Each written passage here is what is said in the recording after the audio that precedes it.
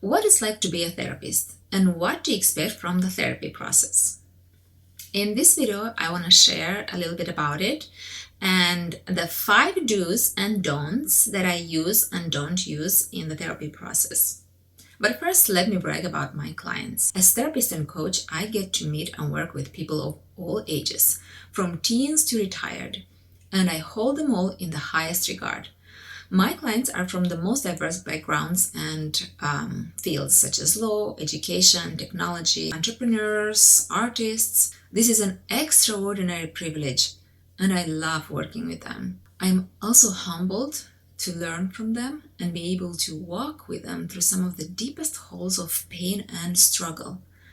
I love to see them soar and help them untangle whatever they are tangled in, be it past experiences, current stuck points, fears, loss, or overwhelming feelings. In the process, I tend to notice common underlying themes that link each unique individual experience. I often deal with undermined confidence, something holding them back, uncertainty, fear of others' opinion, messing up with their relationships, personal or at work, and of course trauma, big T or small t trauma that kind of underlines all these experiences. I do use IFS therapy, and there is a video series that I've made. I will link it in the description below. I thought I'd share a little bit more about what I do and don't do in the process of working with a person as something one can expect from therapy in general. The 5 I don'ts. I don't give advice. It's a no-no. There's this perception to a degree that you go to the psychologist and therapist for advice, but I don't take that position. It's easy to give advice, but people usually come because the advice out there doesn't work for them. Second, I don't judge. I accept whatever the person brings as a given. It doesn't mean I don't distinguish between what is helpful or destructive, but I honor whatever there is because it's there for a reason, and often a good one, even if it's not necessarily helpful. Third, I don't correct. What you are feeling is not right or wrong. That is what is real for you.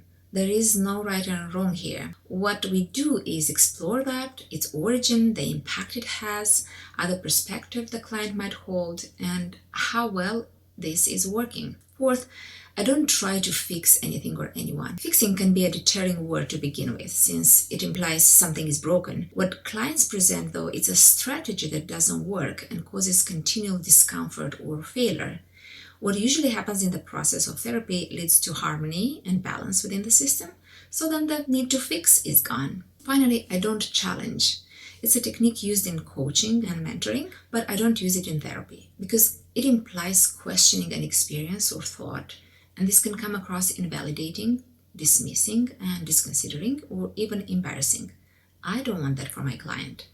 Therapy is a gentler approach, and there are other ways to work with unhelpful beliefs and extreme feelings. Now, the 5 I do's. First, I listen deeply with appreciation and validation of any experience. Because for that person, or at least that part of them that experienced a particular feeling or event and was affected by it, that is a part of the reality they live with, and a real struggle. I remember my own experience with a therapist when I was sharing the worst experience by all accounts, and I see him smiling. He said, "Oh, it was nothing, I just got distracted by some thought." Well, I could never forget that. Surely there was no way I could be open at a deep level when met with so little regard and inattention. Second, I have total respect for the client and what they experience. So if there is resistance or fear in the system to go to some place in the past experience or pain, I don't use any tricks to try and bypass it. What I do instead is I welcome it, letting them know they are in charge, and I carry on an honest conversation of negotiation. But until I have their full permission and trust, I will not push or try to manipulate them. Third, I hold the kind of presence and space where you can just be, without trying to perform, come across a certain way, impress.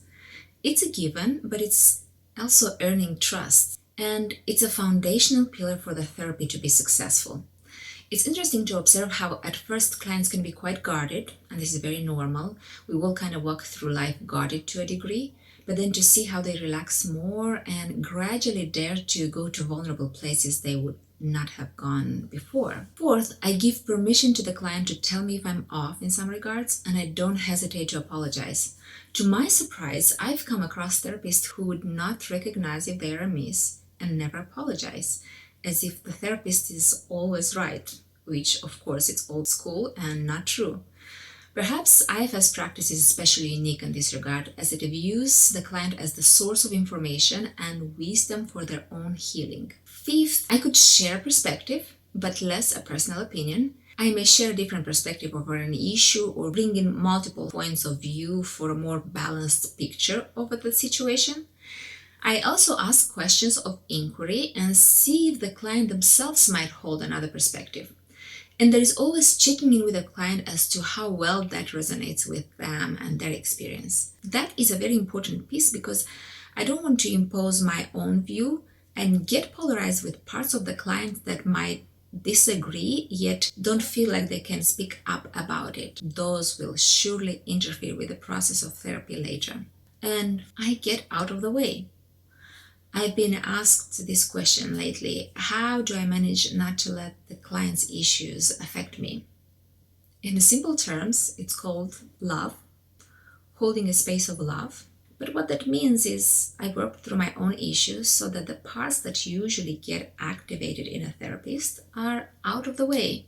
So then I'm available to be there from a place of openness and compassion without letting their experience affect me. I do use empathy to be able to understand them, but then I switch back to compassion. I made a video about the difference between empathy and compassion.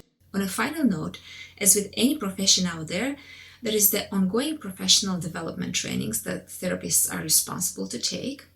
On top of that, I personally read books and materials from all kinds of fields such as business, technology, politics, current trends around social and cultural issues as things that affect us all. This gives me a better understanding of my client and a wider field of knowledge and information to be able to help them in the best way. So these are the kind of things that you can expect from the therapy and the therapist. I'm curious to see what your thoughts and experiences are in this regard.